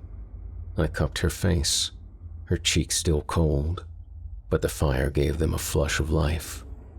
"Do you know me?" Her voice was a dry rasp. "You look like my brother, only older." She had so painfully much to learn. I wondered if the kindest thing wouldn't be to keep her at the house until we taught each other everything about where we'd been the last 8 years. And the one thing I hadn't considered until now was, what if she wasn't right, in ways we could never fix, in ways beyond wrong. And it seemed like the best thing for everybody would be to send her back again. For now, though, I had too much to learn myself. "Take her back to the house," I told Gina. "I'll catch up when I can." They both looked at me like I was sending them out amongst the wolves. But somebody, somewhere, was expecting what had just been cooked up in the trailer. "And tell them not to put the place up for sale. I'll need it myself." It was Shay, with the wisdom of the dead, who intuited it first, with a look on her face that asked, "What did you do, Dylan? What did you do?" I kissed them both on their cold cheeks and turned toward the trailer before I could turn weak and renege on the harshest terms of the trade. Because there's give and there's take. There are balances to be kept. And there's a time in everyone's life when we realize we've become what we hate the most. I was the bringer of plague now. There could be no other way. And though I knew it would be a blessed endeavor, they still couldn't die fast enough.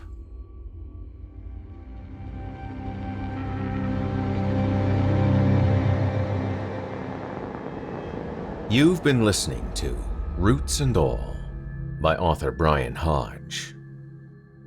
And now I'm very excited to present you with Scapegoat by James Newman and Adam Howe, available on audible.com today.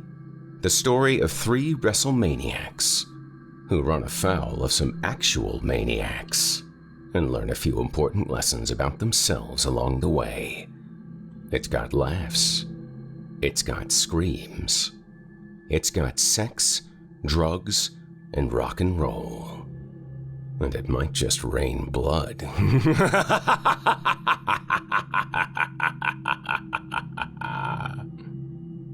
And now, Scapegoat.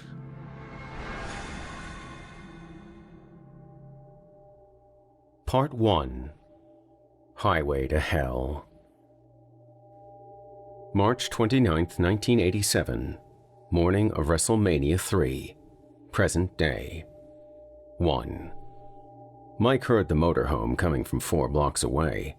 In case the engine wasn't loud enough, and it was loud enough to wake the neighbors, including Mrs. Peterson, and she died 6 months ago. The driver had the stereo turned up to 11, blasting the burbs with heavy metal. Power cords set off car alarms as the motorhome roared down Poinsettia Lane. Dogs barked from behind chain-link fences. A few residents, dressed in bathrobes and pajamas, peered fearfully from behind screen doors, as if the apocalypse foretold in the Book of Revelations had come to fruition at last. The motorhome skidded to a tire-smoking stop outside Mike's place, knocking down the trash cans like a bowler scoring a strike. After some pushing and shoving and much muffled cussing, the vehicle's single side door clattered open, and a man stumbled out, wincing in the early morning sunlight. He wore a yellow muscle shirt, with Hulkamania printed in red across the chest. The shirt did little to flatter Hulk Hogan, let alone a sack of shit like Lonnie Devereaux. Marching onto the front lawn like a wrestler making his ring entrance, Lonnie ripped the muscle shirt from his chest in true Hulkster fashion, revealing his flabby physique in all its hairy-backed, beer-gutted, man-boobed glory. He cupped his hands to his mouth and hollered at the house. "Mike! Mike Rawson! Yo, Mikey! Don't make me come in there and drag your sorry ass out!" Then, he spotted the lawn flamingo. Watching from his front porch on the opposite side of the street, Mike Rawson thought, "Uh-oh." Lonnie hoisted the flamingo above his head, gave it a twirl, then body-slammed the bird, shattering it to pink dust beneath his bulk as he slammed it for the count of 1, 2, 3. Mike continued watching as Lonnie staggered breathlessly to his feet and pointed to the heavens, thanking God for his hard-fought victory between man and yard ornament. Maybe this trip isn't such a swell idea after all, Mike thought. The warning signs had been there from the start. When Mike answered the phone in the dead of night, blearily accepting the collect call before he was fully awake and had the presence of mind to refuse. "How's it hanging, champ?" Lonnie had slurred down the line, shouting to be heard above the background noise. Sounded like a crowded bar. Big surprise. "Lonnie," Mike pawed sleep from his eyes, squinting at the digital display of the bedside alarm. "Do you have any idea what time it is?" "Miller time! 1 step ahead of you, good buddy." "It's 1 in the morning, Mike snapped. "You just woke the baby." "Aw, shit." Lonnie lowered his voice to what he must have thought was a whisper, but was in fact a dull roar. "Sorry, bro." "What's the big emergency?" "You sitting down?" "I'm in bed," Mike reminded him. "What do you mean the ringside seats for WrestleMania 3 got in common?" Turned out the answer was broken lawn flamingo. Mike considered ducking back inside the house now, before Lonnie spotted him, wait for the neighbors to call the cops. The only thing stopping him was the thought of WrestleMania 3. Mike sighed and called out, "Over here, Lonnie." Lonnie wheeled around in surprise. He had been eyeing a garden gnome, looked about a second away from grabbing it next. Mike suspected the gnome would have suffered simulated sodomy if he hadn't diverted Lonnie's attention. Lonnie's face crumpled in childlike confusion when he saw Mike waving at him from the house across the street. "You move or something?" "No," Mike said. "Same house we've lived in for the last 5 years, though we may have to find a new place now, thanks to you." He mentally deducted $30 from his next paycheck to replace Mrs. Alderberg's flamingo. The cost of this free trip was already adding up. Lonnie swaggered across the street, shirtless and sweaty. Rachel emerged from the house behind Mike. She was cradling their bawling baby. Mike's face grew hot. She looked like she wanted to throttle the dumb bastard Lonnie for waking the kid. Lucky for him, her hands were full. Lonnie sucked in his gut and purred. "Hey, Rach!" The old Devereaux charm working overtime. "Music didn't wake little Lonnie Jr., did it?" The music was still blaring, of course. Rachel said, "It was either the music, the camper, or you trashing our neighbor's yard. Take your pick." "She's a motorhome, not a camper," Lonnie corrected her, with a condescending chuckle. A woman couldn't be expected to know the difference. "And I hate to break it to you," Rachel said, "but we decided against naming our firstborn after you." "When were you going to tell me?" Lonnie said to Mike, in a tone that suggested his feelings had never been so viciously trampled. "If it's any consolation," Rachel said, "it was an agonizing decision." Lonnie missed the sarcasm. "Maybe it's for the best. These are mighty big boots to fill." A side window on the motorhome slid open and a fat potato head squeezed out, twisting sideways to fit through the gap. With his chubby, beer-flushed face and red-brown beard covering his chin and most of his neck, like a thin patch of kudzu, Porkchop resembled a debauched cherub. He wore a novelty hard hat with a can of Coors attached to each side, plastic straws dangling down from the cans to his mouth. Judging from the look on Porkchop's face, this hat was the greatest invention since the monster truck. "Hey, Mikey."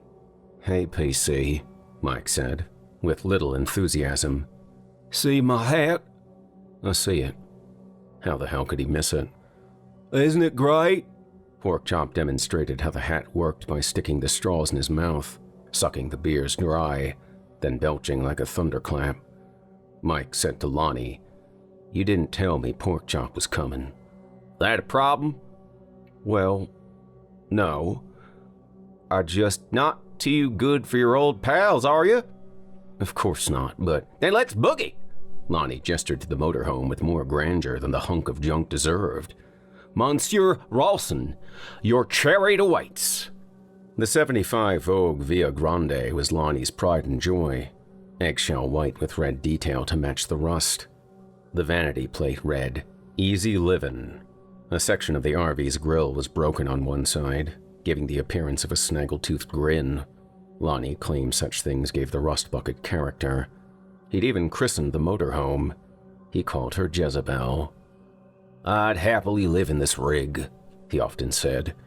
And when his long-suffering girlfriend Wendy finally tired of his bullshit and kicked his ass to the curb, Lonnie got his wish. Mike doubted the reality of living in the motorhome matched Lonnie's fantasy. Without Wendy, the guy had no one. He did feel sorry for his old friend. Maybe that was why he had agreed to come on this trip in the first place. Okay, the free ringside seats to WrestleMania didn't hurt either. Mike hugged his wife goodbye, kissed his son's head, inhaling his powdery baby smell. "I'll call from the arena," he promised her. "Let you know I made it safe." Not good enough for Rachel. "Lonnie," she said in a sharp tone of voice that could make Mike's balls crawl up into his abdomen. Lonnie snapped to attention like a scolded dog. "Have you been drinking?" she asked him. "No, ma'am," he assured her. Just a few beers." "I expect you to bring my husband home in one piece." Lonnie nodded sheepishly. "And Lonnie," she softened her tone, "I was sorry to hear about you and Wendy." Mike knew that was BS. Rachel had often wondered aloud what was taking Wendy so long to wise up. Lonnie puffed up his chest, flicked the tails of his mullet. "Don't be," he said. "It's her loss." But there was a tremor of hurt beneath the braggadocio. Mike gave his wife a goodbye grimace as he headed for the RV. Rachel raised her eyebrows and smirked. "Have fun." 2. "The gang's all here," Porkchop cried. "The party starts now." He held out a meaty palm. Mike slapped it half-heartedly. Tell me I'm seeing things, PC. You're wearing a kilt? Damn straight. Ladies get one look at these legs," Porkchop said, raking his hands through his bristles. "There won't be a dry seat in the Silverdome." Mike shuddered. If you say so." "And you know I gotta show my support for my man Rowdy Roddy. He's gonna destroy that fag Adrian Adonis. Just wait and see." Porkchop punctuated his boasts by slurping at his beer hat. Mike glanced around the RV. He'd been inside one only once before, after Lonnie first bought it and dropped by to show it off. He didn't recall it being so disgusting. Jezebel's interior reeked like a teenage boy's bedroom. Stale cigarette smoke, beer, gym socks, and jizz. It was like stepping into a time capsule from a misspent youth. Mike wondered how many brain cells had been lost in here to cheap booze and bong hits. Lonnie's palace on wheels contained a cramped kitchen with a refrigerator, a gas stove, a sink, and a small dining area. The bedroom was in back, replete with double bed, which Mike thought to be wishful thinking on Lonnie's part. Tacked to the door of the bathroom cubicle, a toilet-shower combo, was a rumpled centerfold of tawny Catayan. Behind the driver and passenger seats was a tiger-striped sofa and matching blanket draped across it. Hanging from the rearview mirror was a long-expired Playboy bunny air freshener and a rubber bat on a string, the head bitten off, in emulation of Ozzy Osbourne. The gaudy wooden paneling above the stove was scorched in a hideous starburst pattern, as if Lonnie's attempt at a motorhome cooked meal had gotten out of control. Scuffed olive carpeting covered the floor, except for a patch towards the rear of the rig that was roughly the size and shape of a bath mat. A sheet of blue plastic tarp covered that area. Beneath the tarp was a jagged hole where rust had eaten through the undercarriage. Mike only knew the hole was there because the first time Lonnie gave him the grand tour, he'd stepped on the tarp and plunged through, narrowly avoiding a broken leg and tetanus. Lonnie had laughed his ass off, claiming the hole was a doggy door. He hadn't owned a dog since he was 9. Cardboard boxes were scattered throughout the motorhome. Mike figured they must contain Lonnie's worldly possessions, tossed on the lawn when Wendy threw him out. Lonnie snapped his fingers at Porkchop. "Muscle shirt me!" Porkchop tore the nearest box open, pulled out another Hulkamania shirt, and tossed it to Lonnie. Lonnie shrugged on the shirt, eyeing Mike's duds like a sneering fashionista. "You're not going to the wrestling show dressed like that, are you, Mikey?" Mike glanced down at his jeans and turtleneck sweater. "What's wrong with what I'm wearing?" "What's right with it?" Porkchop doffed the brim of his beer hat at Lonnie's wit. "Muscle shirt and PC." "Really?" Mike insisted. "I'm cool." "Not unless they change the definition, you're not." "Hey, Rachel gave me the sweater. You look like an accountant." "I am an accountant." Lonnie threw up his hands in mock surrender. All right. You suit yourself," Porkchop said. "You want a brewski, Mike?" Mike glanced dubiously at Porkchop's beer hat, not sure if he was being offered one of the straws. Instead, Porkchop fetched 4 beers from the icebox, one for Mike, one for Lonnie, and another 2 for the contraption on his head.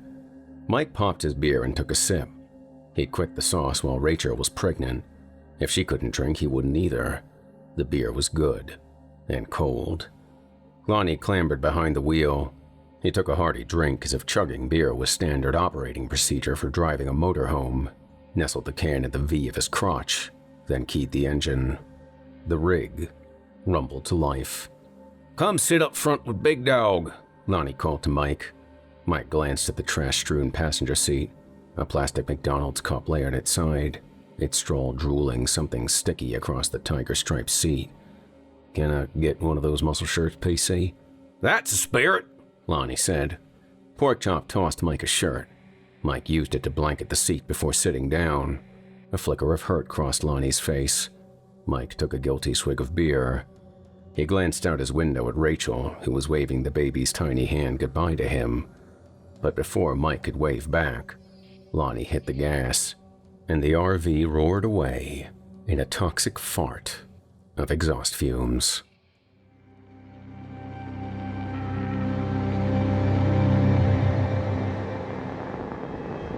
We'll have more readings from Scapegoat in the next episode, but if you'd like to hear the whole book, and I know you do, it is available for purchase on audible.com.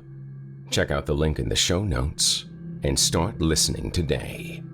It's grisly good fun, and definitely not for the squeamish.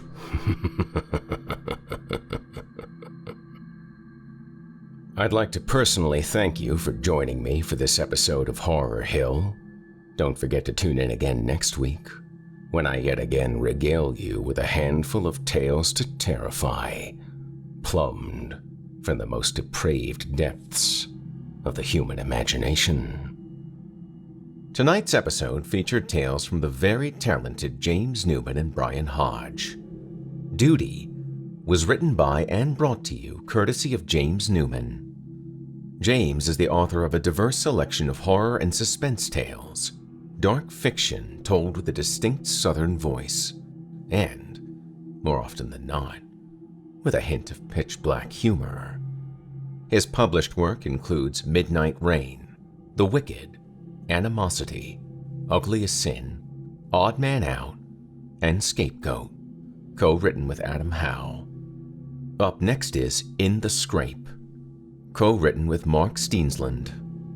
For more information or to get in touch, follow him on Twitter at @NewmanJam, spelled NEWMANJAM.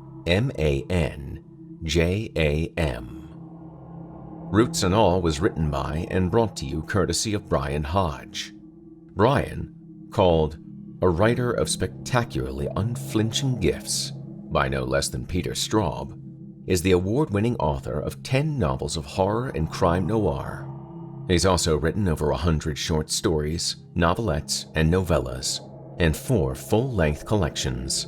His most recent collection, 2011's Picking the Bones, became the first of his books to be honored with a Publisher's Weekly Star Review. His first collection, The Convulsion Factory, was ranked by critic Stanley Wyatter among the 113 best books of modern horror. He lives in Colorado, where more of everything is in the works.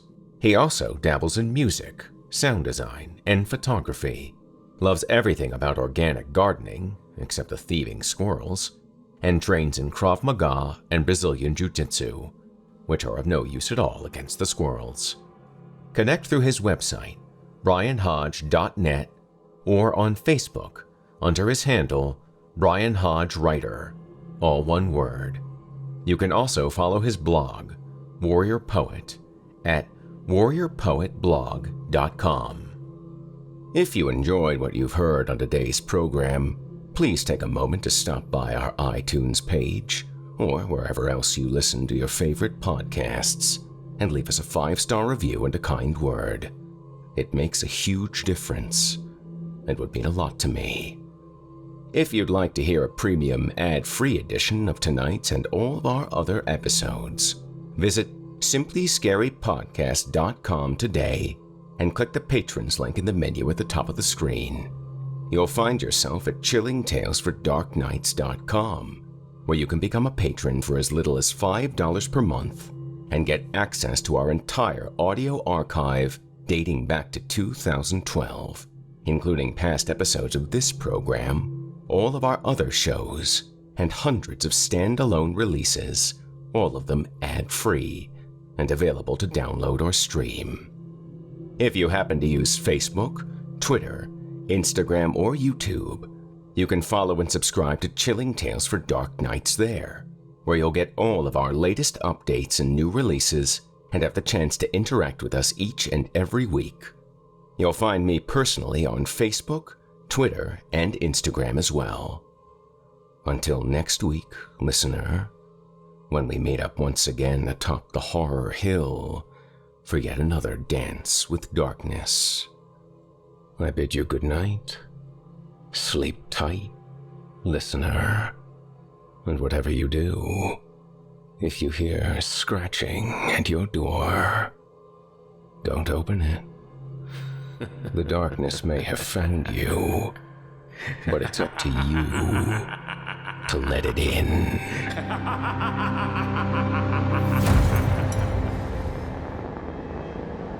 Thanks for listening. You've been listening to the Horror Hill Podcast, a production of Chilling Entertainment and the creative team at Chilling Tales for Dark Nights, and a proud member of the Simply Scary Podcast Network. Visit simplyscarypodcast.com today to learn more about our network and our other amazing storytelling programs. Tonight's program was hosted and its featured stories performed by yours truly, Jason Hill. Selected stories have been adapted with the kind permission of their respective authors. Original music provided by Felipe Ojeda, Luke Hodgkinson, and Jesse Cornett. Final mixing and mastering by executive producer and director Craig Groshak. The program's artwork by yours truly, Jason Hill. Logo by Craig Groshak. Got a terrifying tale of your own that you like performed? I take submissions. Email it to us today at submissions@simplyscarypodcast.com to have your work considered for production in a future episode of this show. That's submissions@simplyscarypodcast.com. If you enjoyed what you heard on tonight's program and are joining us on your favorite podcast app, subscribe to us to be sure you never miss an episode, and leave us a 5-star review and a comment.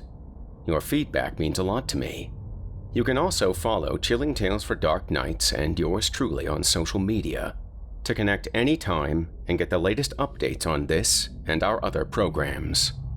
If you're listening on the Chilling Tales for Dark Nights YouTube channel, do us a favor and hit the subscribe button and the bell notification icon for Chilling Tales for Dark Nights as well to get more spooky tales from me and the crew, and another episode of this program each and every week. And don't forget to hit the thumbs up button to tell us how we're doing, and leave a kind word. And don't forget to visit us at chillingtalesfordarknights.com and consider supporting the team by becoming a patron. In addition to helping us out, you'll get exclusive access to our audio archive and ad-free downloads of all your favorite stories, including those you've heard on this program.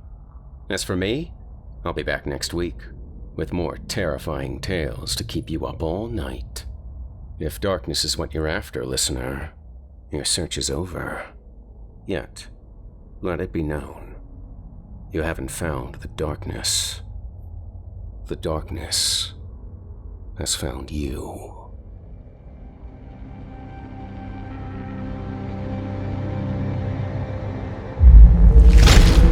Chilling Tales for Dark Nights.